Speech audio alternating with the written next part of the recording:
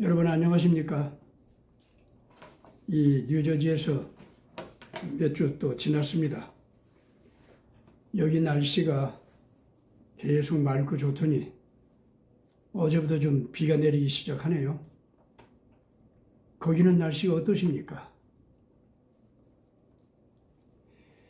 날씨 얘기를 하니까 망정이지 사실은 우리 마음의 날씨가 더 중요합니다.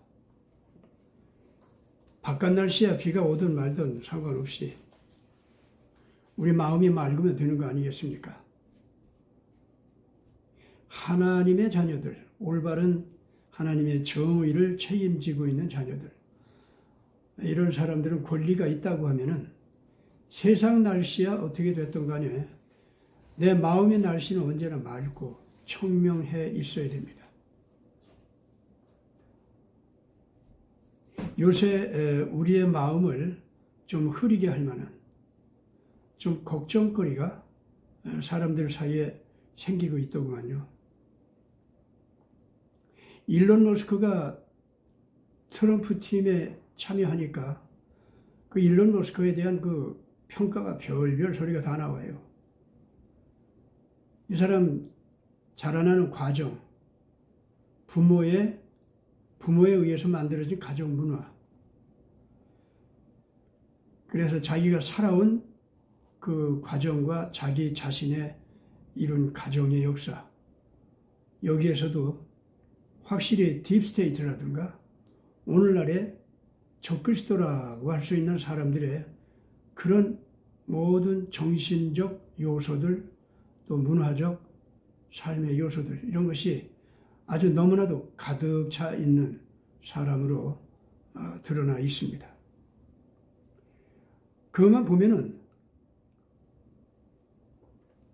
원래 트럼프 대통령이 처음 등장했을 때도 같은 문제가 그렇게 많았었습니다. 일론 머스크도 그게 마찬가지예요. 근데 우리 시대에 너무나도 중요한 하나님의 신앙 내지는 예수 문화, 이런 것을 새롭게 기회를 주고 문을 열어주는 사람이 하필이면은 트럼프다, 일론 머스크다, 이런 사람들이 나서서 열어주는 것 같기 때문에 상당히 당황들을 하고 있습니다. 그래서 아주 열심히 이 사람들한테 속지 말자, 이 사람들은 적그리스도다 하고 사실 부르짖는 사람들 많습니다. 그것뿐만이 아닙니다. 지금 미국에서 등지고 떠나가지고 러시아 쪽으로 피난을 간 그런 크리스찬들이 있습니다. 러시아가 공산주의를 버리고서 러시아 정교회 문화 이런 쪽으로 들어가면서 러시아는 오히려 소돔 문화를 거부하고 있다. 그러나 미국은 소돔 문화를 받아들이고 있다. 이게 벌써 문제가 되고 있다는 거죠. 그리고 러시아의 장기 집권 푸틴 대통령, 장기 집권이라고는 하지만은 그 사람 자신이 적극적으로 러시아를 기독교 문화, 기독교 윤리 이런 걸로다가 바로 이 러시아를 이끌어 가겠다.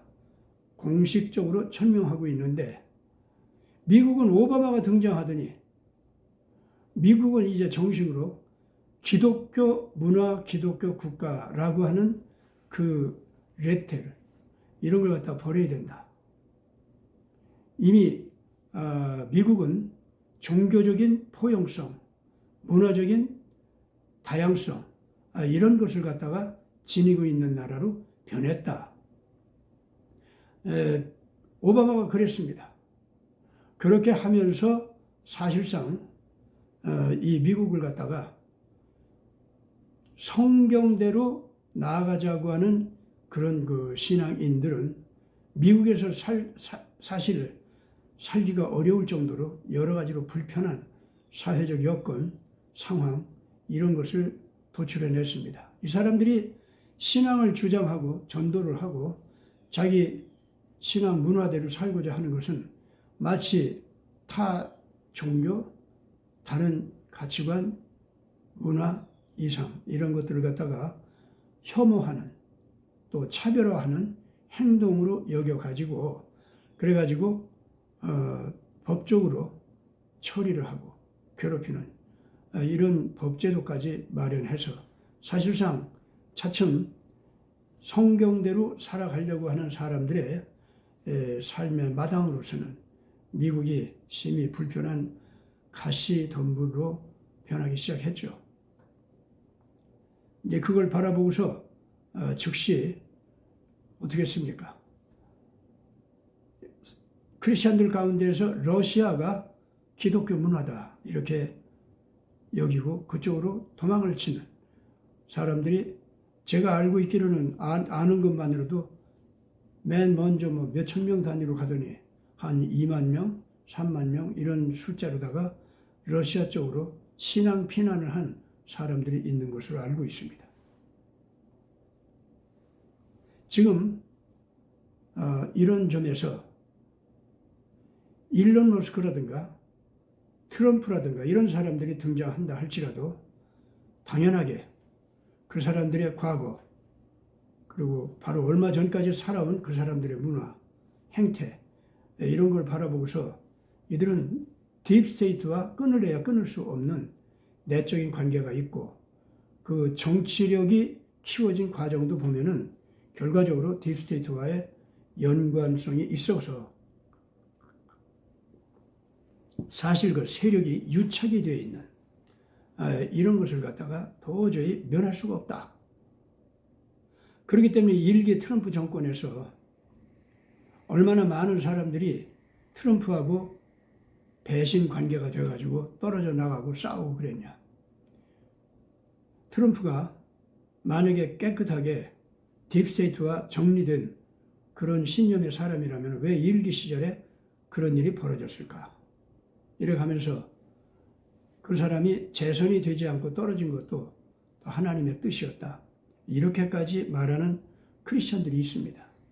사실 이 사람들은요, 거의 미국을 적그리스도 국가라고 보고 있습니다. 그 사람들도 EU만 좀 더 성립이 되면 또 틈만 나면은 당연하게 러시아로 피난을 간 그 사람들 같이 피난을 가려고 하는 이런 마음을 가지고 있는 사람들입니다. 이런 사람들은 뭐 일론 머스크의 부모가 뭐 그 666 표시를 내는 그런 모습이라든가 또 그 부부간의 관계라든가 집안에서 살아온 과정이라든가 일론 머스크가 아버지 슬하에서 어렵게 살아온 그 성장 과정 이런 것 등등 또 그 사람이 사업을 이제 키워낸 그 모습도 보면은 아무리 생각해도 그거는 그 딥스테이트와의 관계 속에서 딥스테이트의 은혜를 입어서 자라난 거다. 그런 사람인데 어떻게 지금 트럼프한테 왔다고 해서 그거하고 관계가 끊어지겠냐. 아무래도 트럼프 진영도 그러한 딥스테이트의 세력권 안에서 어느 한 진영 거기에 지금 있는 자들이기 때문에 그게 저렇게 자라날 수 있는 거다. 이런 자기네들의 주장을 굉장히 강조하고 정당화하고 있습니다. 근데 이런 것을 갖다가 이제 성경과 연관시켜서 우리가 판단을 해야 됩니다. 성경을 보면은요, 적그리스도와의 관계 속에서 즉 여호와 하나님 창조주 하나님 아버지를 신앙하는 그 신앙이 있죠. 그걸 갖다가 적대시하고 증오하고 그러고 그런 신앙인들을 학살까지 하면서 반대하는 그러한 정치 권력 집단이 있죠. 또 그런 영웅, 또 그런 천재, 뭐 이런 것들이 있죠. 근데 이런 자들이 그런 문화 배경 속에서 살다가 어느 날 성경에서 나오는 저 페르시아 제국을 세웠던 일반적으로 알려진 걸로는 시리우스라고 하는 황제가 있습니다. 근데 이제 대개 성경에서는 고레스라고 했죠. 그 고레스라고 하는 황제. 이 사람은 페르시아라고 하는 그 나라를 세우려고 하는 동기라든가 그 나라를 국가 이념을 만들어 가지고 나라를 경영한 그걸 보면은 그 사람도 분명히 적그리스도 중에 하나라고 볼 수가 있습니다. 근데 그가 다니엘과 만나기 전까지는 바벨로니아 제국 밑에서 소왕국으로, 산지에 있는 소왕국으로 지내고 있었습니다. 그야말로 바벨로니아 제국에서 산지를 지키는 그러한 분봉왕처럼 인정해주는 그런 왕 중에 하나였는데, 언제든지 이 바벨로니아 문명권 내지는 바벨로니아 제국의 통치 철학, 이것과는 제대로 안 맞아가지고 늘 불편하게 지냈습니다. 당연히 바벨로니아 제국에서도 그걸 너무 잘 알고 있었습니다.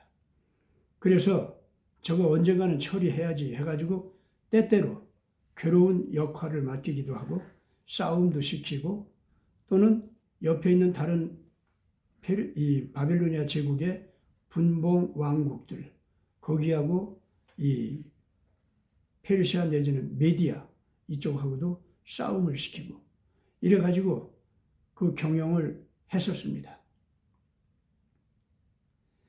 근데 이제 그 다니엘이 등장했던 시절에 드디어 고레스라고 하는 왕이 나왔는데, 완전히 이 바벨론 제국으로부터 독립하지 않으면은 자기들이 이제는 징벌을 받아서 없어지게 생겼구나 하는 것까지 이제 알게 됐습니다. 그래서 여기서 살아남을 수 있는 방법이 뭐냐? 굉장히 고심하고 괴로워했죠. 그렇기 때문에 그들은 언제든지 게릴라 전법으로 그 바벨로니아 제국 안으로 틈새로 들어와서 전쟁을 일으키고 싸워서 살아남을 수 있는, 그래서 바벨로니아 제국 가운데서 어떤 이로운 거대한 영지 하나를 차지해가지고 자기들도 한 국가로다가 발전할 수 있도록 그런 틈새를 노리고 있었습니다.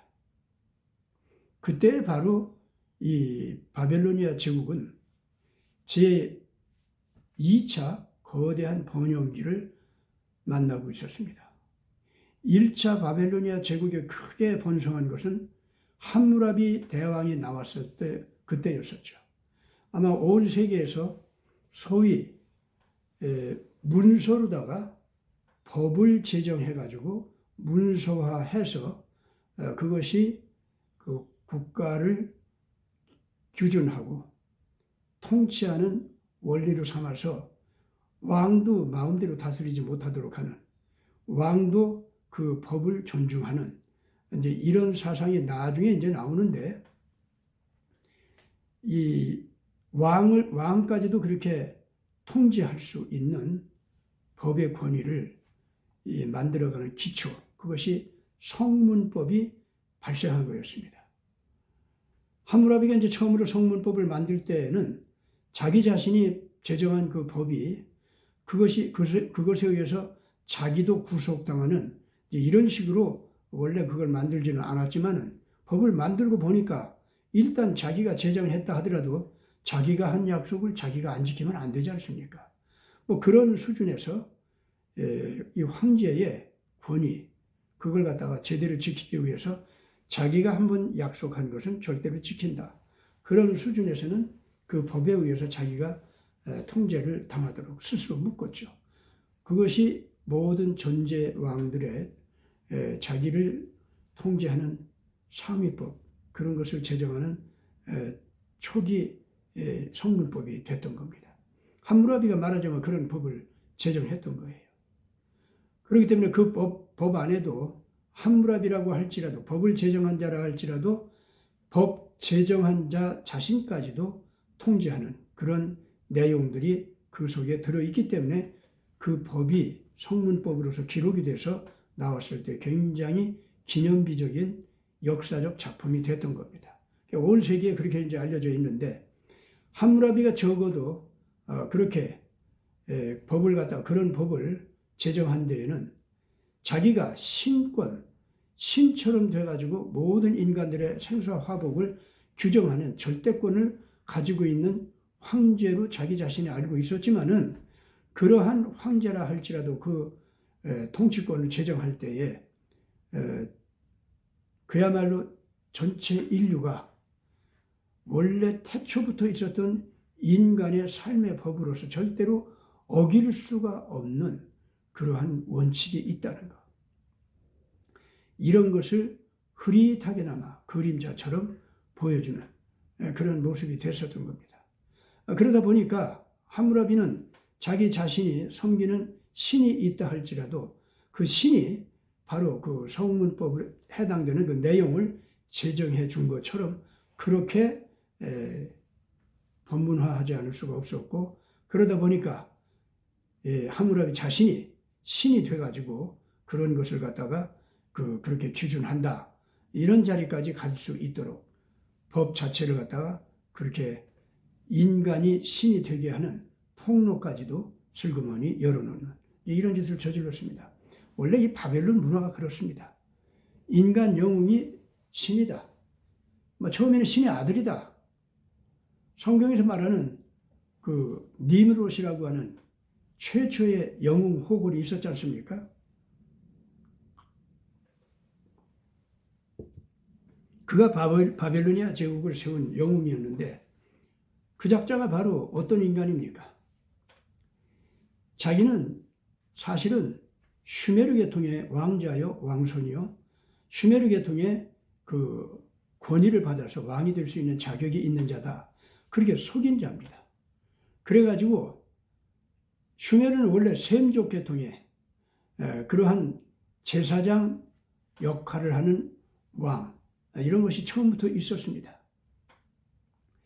그런 슈메르의 문화, 이거를 갖다 뒤집어 엎어버려가지고 자기가 마치 슈메르 왕자인 것 같이 속여서 그래서 자기가 슈메르 왕이 됐던 겁니다. 처음에는 그래서 이 니므롯이 왕으로 등극했을 때는 슈메르 왕이었어요. 슈메르 왕이었는데 그 슈메르 왕으로 등극했다가 결과적으로 바벨로니아로 이제 고쳐버리는 거죠. 자기가 원래가 셈족 계통이 아니라 함족 계통의 혈손이었던 겁니다. 거기에서 나온 왕손이었고, 그러니까 이제 거짓말을 해서 그렇게 슈메르 계통이라고 속여서 쿠데타를 해서 그 왕권을 장악한 거 아닙니까? 이런 자였는데, 바벨로니아 제국이 원래부터가 그렇게 여호와 하나님을 섬기고 여호와 하나님한테서 나온 율법, 제사제도, 이것을 지키는 그런 나라였고, 그래서 왕은 바로 그러한 제사장 신분, 하나님 앞에서 하나님 밑에 있는 종으로서의 제사장 신분이었고 예언자 신분이었고, 그렇기 때문에 사법권까지 쥐고서 법에 따라서 모든 인간들의 잘잘못을 가리고 상벌을 주는 그러한 왕의 역할을 감당하고 있었던 겁니다. 오늘 우리들이 이제 알고 있어야 할 것이 뭐냐면 바로 이러한 하나님의 거룩한 법, 이것이 슈메르의 그 왕통을 이어서 내려왔었다는 걸 알아야 됩니다. 왜냐하면 슈메르가 바로 셈이었기 때문입니다. 이것이 이제 일반적으로 알려진 것은 이제 후기 문화 속에서, 셈 계통 문화가 후기 문화 속에서 그 이름이 슈멜로 변했습니다. 슈멜은 우리나라 원어, 이것과도 굉장히 깊이 연관이 있습니다. 그 연관이 어떤 연관이 있느냐면은 슈메르는 원래는 셈, 여기에서 나온 말이고, 그것은 우리 한국어로서는 숨결, 숨, 생명 또는 영혼, 그래서 그것은 결과적으로 하나님의 숨결, 이렇게 되고 영, 이런 뜻이 됩니다. 그런데 그것이 이 셈이 히브리 말로는 같은 말을 썼는데 하나님의 영광, 하나님의 생명, 이렇게 되다 보니까 그것이 fame, 즉 인간으로서는 명예, 이런 뜻도 됐다고 합니다. 셈이 이제 그런 뜻인데 사실은 인간의 본래의 아름답고 고귀한 빛을 의미하는 것입니다. 하나님의 진리 안에서 바르게 선 사람의 그 인격의 빛, 또 왕이라고 하면, 제사장이라면, 또 예언자라면 하나님의 거룩한 권능을 담당해서 제대로 그것을 빛을 내는, 그래서 온 세계 사람들이 하나님의 법에 따라서 바르게 살 수 있도록 이끌어가는 그러한 영광의 빛이죠. 그런 의미에서 그 명예, 권위 이런 뜻이 되는 건데, 그 명예, 권위는 결국은 생명의 그 영광, 영혼, 하나님의 숨결, 이렇게 연결되는 겁니다. 그게 쉐미입니다. 그런데 쉐멜은 뭐냐면은 그러한 원래 그 숨, 생명, 영, 여기에다가 이것이 합쳐진 겁니다. 슈멜 이렇게 되는 겁니다. 그래가지고 슈멜이라는 말이 원래는 그런 거예요. 원래가 그런 어원상으로 이제 따져보면 그렇게 되는 거기 때문에 오늘 우리가 이제 슈메르 문화를 얘기할 때 언제든지 이거에 성경에서 말하는 셈 계통의 제사장 문화, 셈 계통의 예언자 문화, 셈 계통의 심판의 사법권을 가지고서 하나님의 정의를 시행하는 권위의 문화. 이걸 얘기하는구나. 여러분들이 그렇게 알아주시면은 성경에서 나오는 셈 계통의 영광이 왜 그렇게 중요했는지를 알 수가 있습니다. 그렇기 때문에 바벨로니아가 등장하기 이전에 셈 계통의 그 문화는 노아 할아버지의 제사장 또 예언자 왕의 역할을 했었던 노아 할아버지의 원래 권위 있죠. 이 영광, 이걸 그대로 물려받은 것이 셈 또는 슈멜의 역할이었습니다. 사실은 원래가 이제 셈이라고 하다가 결국 후기에 와서 슈멜이라는 이름이 생겼다고 봅니다. 아브라함 같은 조상이 나타나면서 이스라엘 계통은 이제는 그 바벨로니아에서 떠나가지고 갈대아 우르에서 떠나가지고 서남방으로 내려오면서 그 당대의 페니키아 문화, 요새 말로 이 성경에서 말하면 가나안 땅의 더럽고 추악한 소돔의 문화죠. 소돔이 바로 그 페니키아 내지는 가나안 사람들의 문화 아닙니까? 가나안 사람들의 가장 발달한 문화, 그것이 소돔, 고모라 거기였습니다. 그 썩은 문화, 그런 쪽으로 아브라함이 하나님께서 명령한 대로 이동 명령을 받았습니다. 왜 그랬냐면은 아브라함은 그 당대의 대표적인 신앙인이요, 제사장이요, 거룩한 하나님의 영광, 그걸 책임진 그러한 하나님의 종이었습니다. 이제 그러다 보니까 아브라함은 그러한 신앙을 책임진 자로서 예언자 역할을 가장 썩은 문화, 소돔 문화, 가나안 땅에 또는 페니키아 문화 땅에 들어가서 그 제사장 역할을 해야만 했었던 겁니다.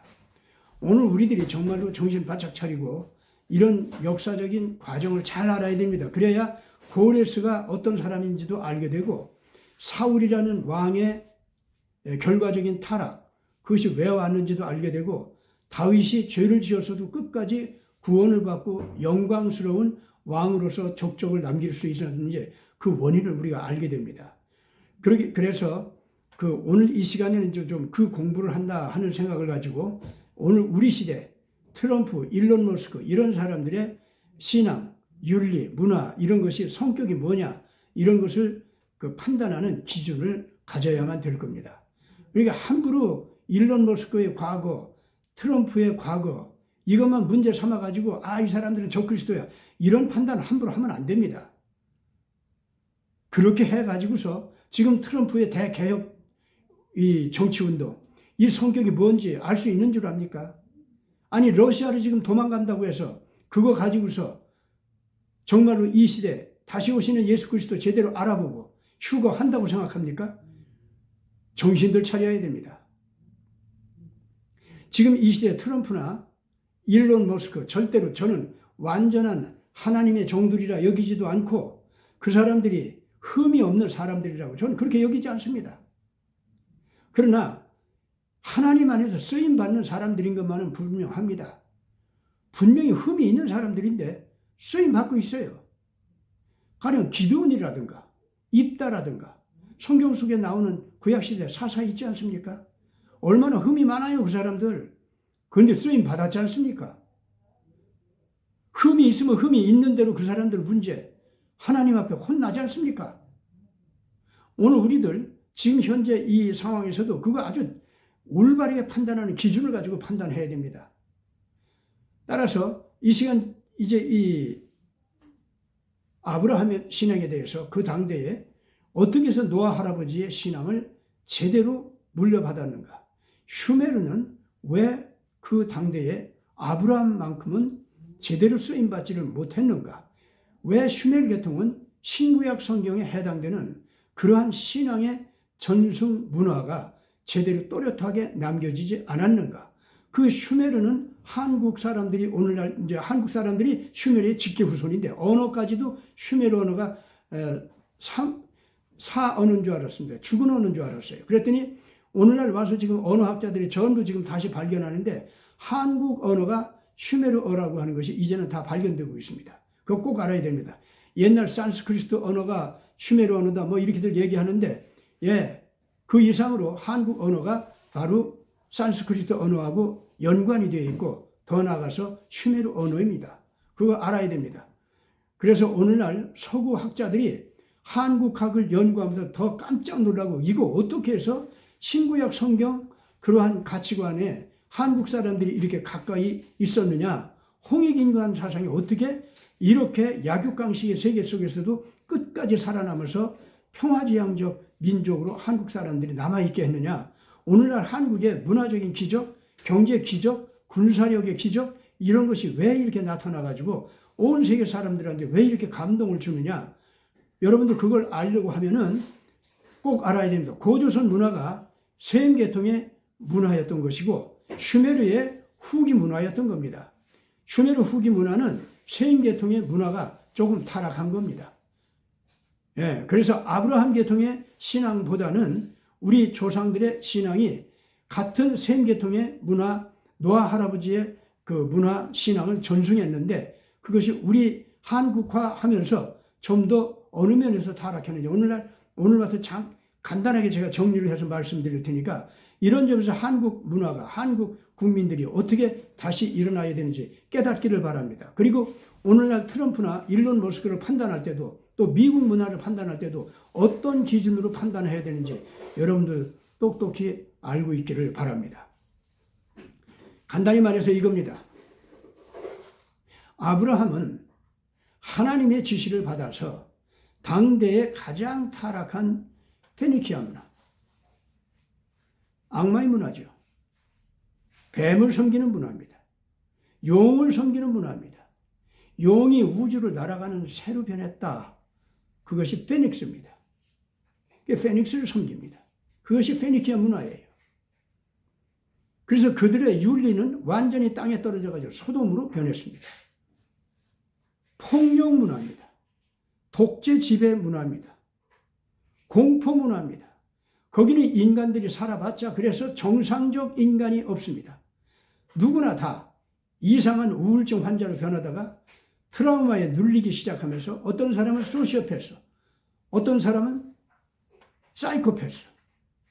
내면적으로 보면 어떤 인간들은 사디즘적인 비정상적 성욕, 마조시즘적인 비정상적 성욕 이쪽으로 갑니다.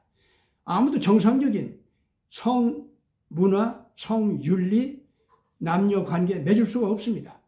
그렇게 되면 자식들도 제대로 섬기면서 자식들을 위해서 희생하면서 키울 수가 없습니다. 짐승이 제 새끼를 바라보는 것 같은 그 수준도 안 됩니다. 그것이 소돔 문화였습니다. 그래서 제일 먼저 이 지상에서 확 휩쓸어야 되고 없어져야 할 문화로 변했죠. 그 소돔 문화를 뱀의 문화, 용의 문화, 용을 신으로 섬기는 종교 이거를 갖다가 두 번째로 받아들인 게 어디였습니까? 바로 바벨로니아였습니다. 님롯이 셈 문화를 섬기는 척하고 속이면서 나오더니 결국 바벨로니아 문화로 바뀌면서 용을 섬기는 문화로 바꿔치기 했습니다. 아주 속임수가 보통 능수능란한 자가 아닙니다.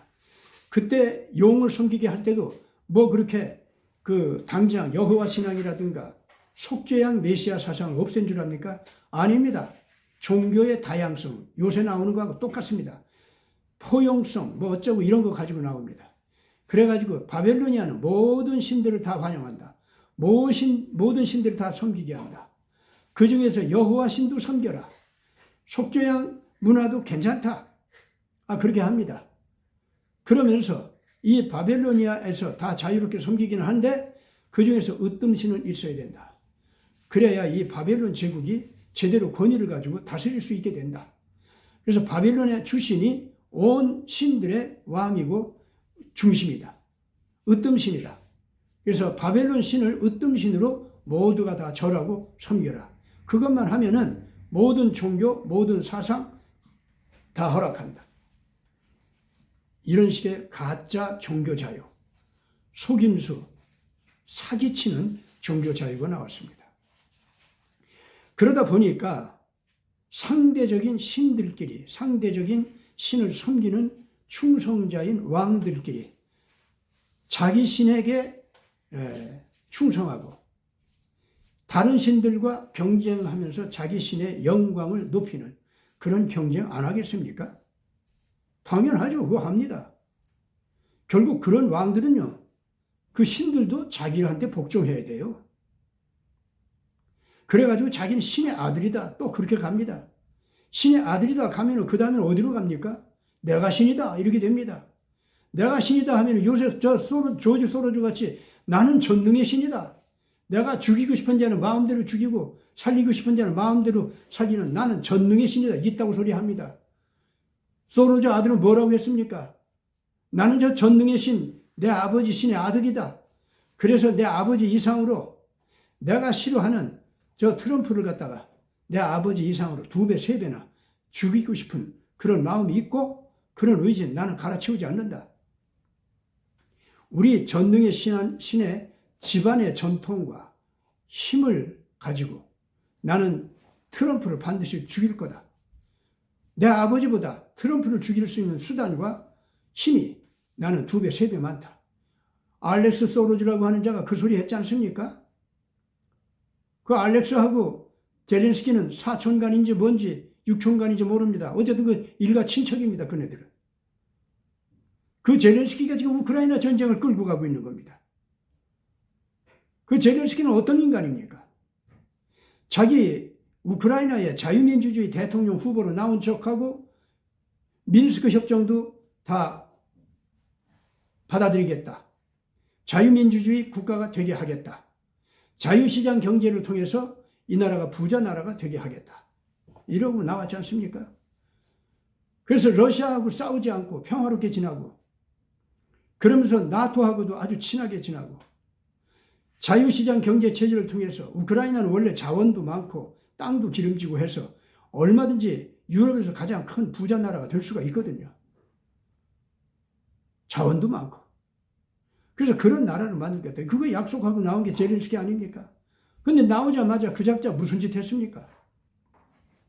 즉각적으로 아조프 신 나치 세력과 연합을 해가지고 사타니즘으로 빠지고 제 아저씨 버린 조지 소로즈의 그 사상 그대로 닮아가지고 어디로 갔습니까? 우크라이나 내부에서 종교의 자유 다 부숴버리고 사타니즘, 나치즘, 그 사타니즘 있지 않습니까? 그것만 남겨놓고 다른 종교들은 다 그 감옥에 보내고 학살하고 내쳐버렸습니다. 그리고 형제국가인 러시아, 그 러시아어를 갖다가 사용하지 못하게 하고 러시아 정교를 특히 다 때려부신 자는 그게 젤렌스키입니다. 그렇게 하면서 우크라이나 내부가 완전히 소동 문화로 빠지게 하고 자기 자신은 원래 젤렌스키 자신이 마약쟁이 아닙니까? 배우 노릇하면서 그 사람이 한 일이 뭐예요? 백성들을 속이면서 딥스테이트의 그 소로즈의 모든 돈의 힘, 국제적인 권력의 힘 이거 가지고 와서 우크라이나를 갖다가 완전히 뒤집어 가지고 딥스테이트의 왕국으로 변하게 했습니다. 그 앞잡이 노릇을 했습니다. 근데 러시아가 갑자기 예수 믿는 나라로 가겠다는 거예요. 러시아 정교를 갖다가 다시 국교로까지 승격시키는 그런 법을 만들기 시작하는 거예요. 그래가지고 소돔의 문화, 특히 페도필리아 범죄자들 이걸 갖다 완전히 법적으로 그 범죄시 해가지고 이제 드디어 잡아들이기 시작하는 거예요. 소돔의 문화를 거부했다 그 말입니다. 그래가지고 러시아는 이제부터 기독교 윤리를 회복한다. 다른 문화는 싫다. 이런 식으로 푸틴도 그리고 러시아 정교도 연합을 해서 그쪽으로 나가고 또 러시아 정치 사상 그걸 이끌던 알렉산더 두긴이라는 사람도 공산주의를 버리고 러시아는 바로 그런 쪽으로 가야 된다. 이렇게 나왔던 나라 아닙니까? 마침 트럼프가 미국에서 페도필리안 범죄자들을 갖다가 잡아들이기 시작하고 유럽에서도 그런 자들을 갖다 잡아들이기 시작했습니까? 그 페도필리안이라는 게 뭡니까? 쉽게 말해서 어린 아이들을 성적 쾌락의 대상으로 삼아서 비정상적인 성을 추구하는 자들의 행위를 위해서 어린아이들을 납치해가지고 몰래 그걸 즐기는 그런 자들을 얘기합니다. 그런데 그 자들이 어린애들을 데리고 성적인 쾌락을 느낀다면 뭡니까? 사디즘적인 어린 아이들을 사정없이 폭력으로 무섭게 하고 고통을 주어서 괴롭고 아파하는 어린애들, 그런 애들한테 성적 행위를 합니다. 그것을 마치 종교 예식을 거행하듯이 합니다. 그래가지고 어린아이가 죽어가는 그런 순간에 가장 무서운 순간에 그 공포를 막기 위해서 생리적으로 쏟아내는 몸속에서 쏟아내는 그러한 분비물이 있습니다. 아드레나크롬이라고 하는 그 분비물이 그것만 뽑아내면은 인간이 늙었어도 해충약이 된다는 거예요. 그런 걸 갖다가 자기네들이 계속해서 취할 수 있는 방법. 그것이 이 페도필리안 범죄였던 겁니다.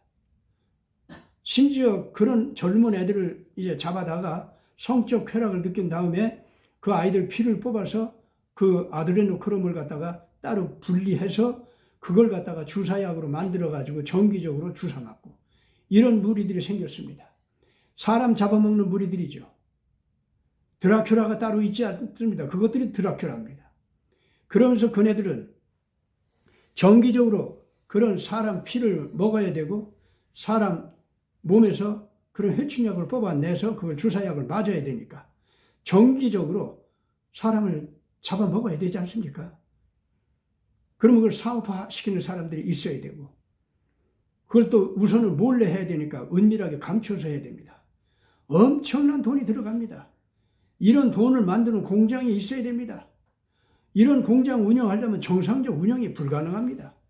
그래가지고 각종 권력의 특혜, 명예의 특혜, 그리고 부정부패의 특혜, 경제적인 이상한 흐름의 특혜, 이거를 통해서 그 힘을 장악하려고 하지 않을 수가 없습니다. 그럼 이런 자들은 그런 행동을, 자기네들의 행동을 정당화시키기 위해서 법적으로 이상한 제도와 이상한 법을 만들어냅니다. 그것이 뭐 다양성, 포용성, 그리고 LGBTQ 뭐 이런 거 아닙니까? 그게 다. 예? 오늘 제가 긴 얘기를 하지 않겠습니다. 바로 이런 식의 문화를 오늘도 만들어내는 이 작자들이 옛날 느부갓네살 시절에도 그런 게 있었고 바로 그거를 갖다가 거부하고 다니엘이 내쳤을 때 벨사살이 꼼짝 못하고 내침을 당하고 망했던 겁니다. 그러나 그 사이에 짐승 같은 다른 그 바벨로니아 제국의 다른 왕들이 너도 나도 군사력을 가지고서 이제 다니엘과 연합해서 이 바벨로니아 제국을 장악하겠다고 달라들 거 아닙니까? 그렇게 되면 그것들도 또 다른 짐승이 또 나오는 거거든요.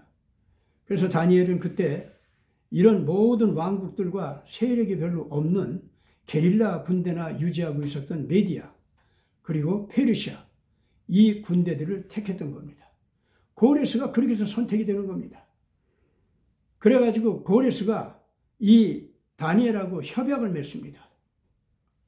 당신의 신, 당신의 윤리에 따라서 나는 다음 제국의 질서를 만들어 갈 겁니다.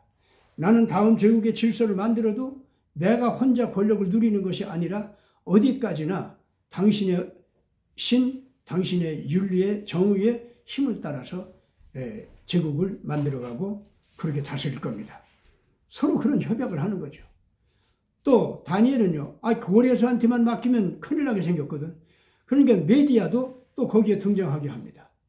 이래 가지고 교대로 이 제국을 갖다 다스리도록 하는 장치를 만들어 놓고, 그래 가지고 사실은 바벨로니아 제국을 멸망시키고 페르시아 제국이 등장하도록 하는 정치적인 장치를 이 다니엘이 만들어가는 겁니다. 그래서 여호와 하나님의 신앙, 이것이 페르시아 제국에 그대로 인정이 되게 하고 여호와 하나님을 섬기는 이스라엘 국가를 갖다가 다시 재건하도록 하는 허락을 내리게 해서, 그래서 이스라엘 총독으로 스룹바벨이 가게 하고 거기 제사장으로 여호수아가 가게 하는 겁니다. 참 기가 막힙니다. 이러한 역사가 벌어졌을 때에 고레스라고 하는 사람은 완전히 적그리스도적인 정치 철학밖에 없었던 사람입니다. 그런 사람이 자기 유익을 위해서 처음에는 이 다니엘하고 연합합니다. 다니엘의 하나님, 다니엘의 윤리, 거기를 따라서 갔더니 정말로 자기가 그 바벨로니아 제국을 다 장악하게 됐어요. 그래서 페르시아 제국을 이어가게 됩니다. 그렇게 되니까 메디아를 갖다가 절대로 홀대할 수가 없거든요. 그래서 서로들 바꿔가면서 권력을 맡을 수 있도록 서로 싸우지 아니하고 이런 식으로다가 제도를 갖다가 장치를 만들어서 나아가기 시작합니다. 자, 다니엘이 있는 동안은 그것이 서로들 그게 질서가 잡혀져 가는데, 가면 갈수록 결국은 다니엘도 죽고 고레스도 죽고 그 다음에 뭐 다리우스가 됐든 누가 됐든 이 사람들도 죽고, 그러면 어떻게 되겠습니까?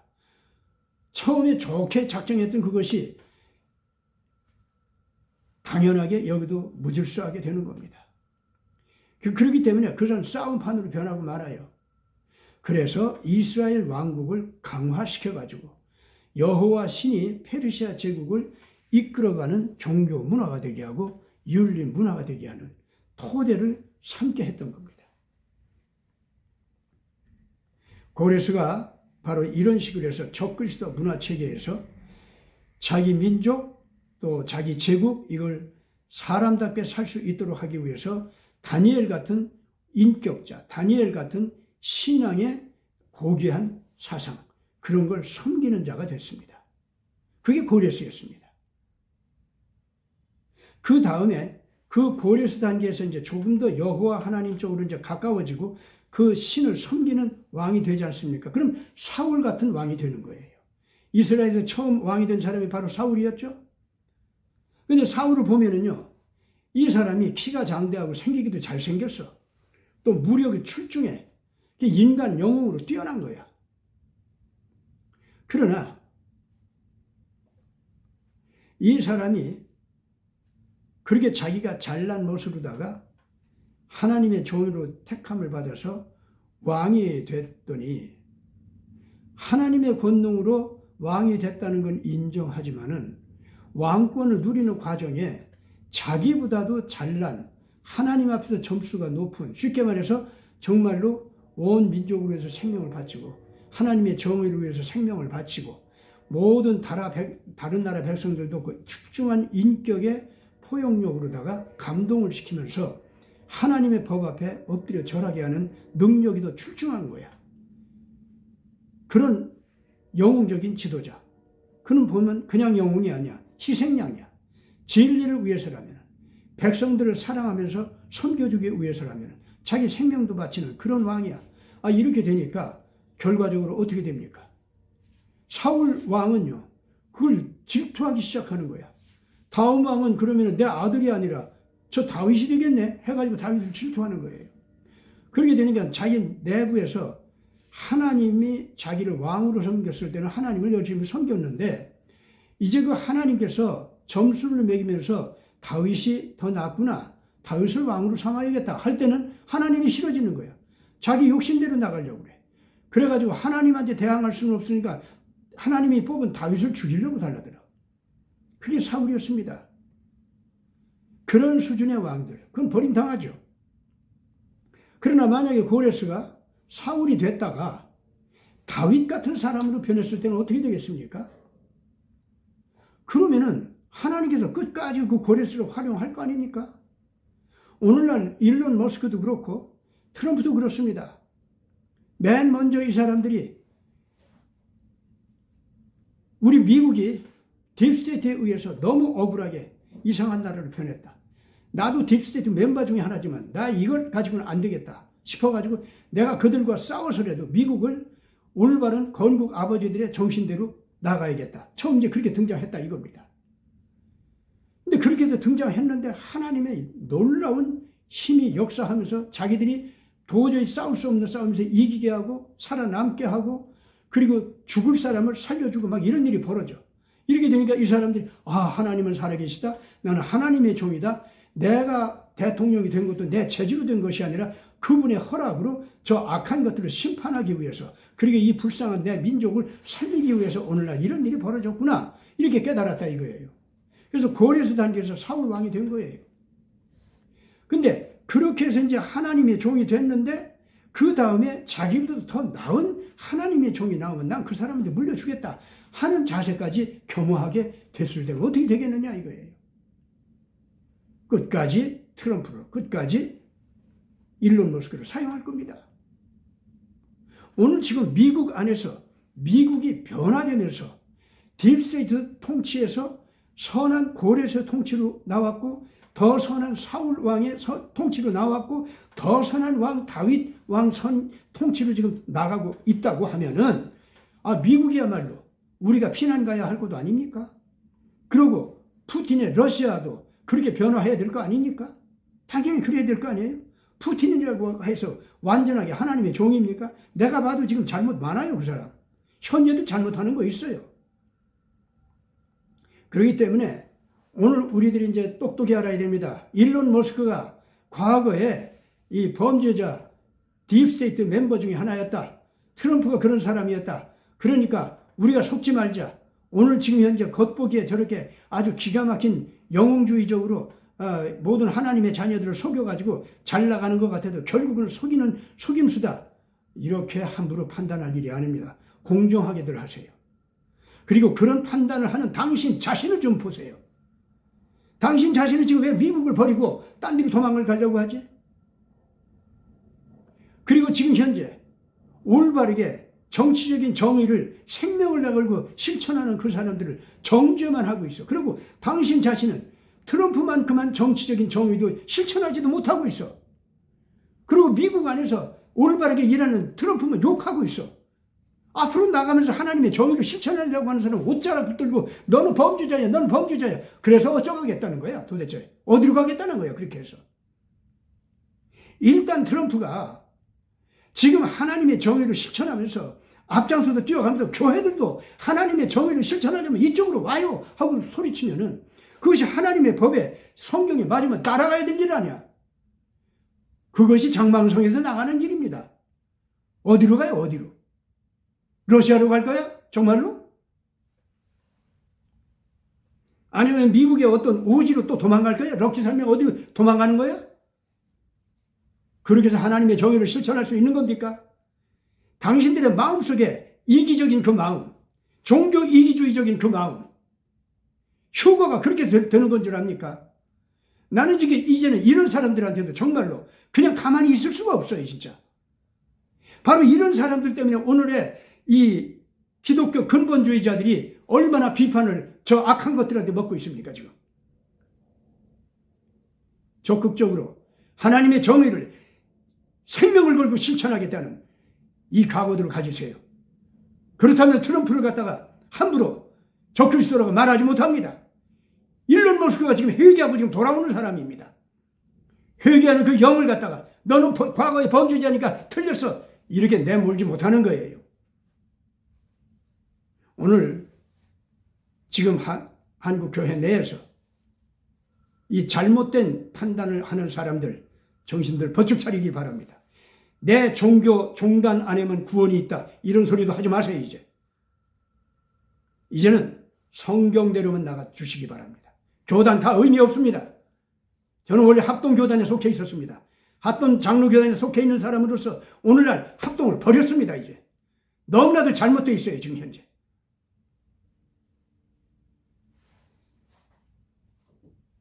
오늘 여기에서 제 얘기를 끝내겠습니다. 다 같이 기도합시다. 거룩하신 아버지 하나님, 오늘 교회 안에 회개하고 돌아오는 일론 머스크나 트럼프를 갖다가 적그리스도라 지목하면서 저들은 속이는 자다, 저들이 하는 일도 다 쓸데없는 거다 하면서 하나님의 정의는 이 시대에 절대 이루어질 수 없는 암흑의 시대가 와야 당연한 거다. 그래야 예수가 재림하신다. 이렇게 말하는 사람들이 있습니다. 이제 교회 안에서 이런 사람들 주님 쫓아내 주시옵소서. 좌파 신학을 가진 사람들만 범죄자가 아니고 성경을 신화다라고 하는 사람들만 범죄자가 아니고 성경을 가지고 공산주의자가 돼서 교회를 공산주의 운동 본거지로 삼는 자들, 이런 자들만 범죄자가 아니고 성경대로 나간다고 하면서 회개하고 돌아와 하나님의 정의를 시행하는 자까지도 범죄자 취급하는 이 사람들도 범죄자요. 장망성에서 나간다고 하면서 미국을 버리고 러시아로 가자라고 하는 사람들도 범죄자요. 종교 이기주의자요. 분파주의자인 줄 믿습니다.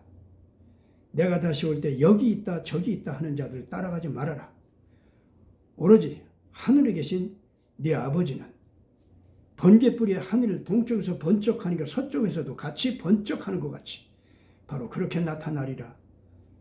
집단 안에 머무는 예수, 종교 이기적 사고방식 속에 머무는 예수가 아니라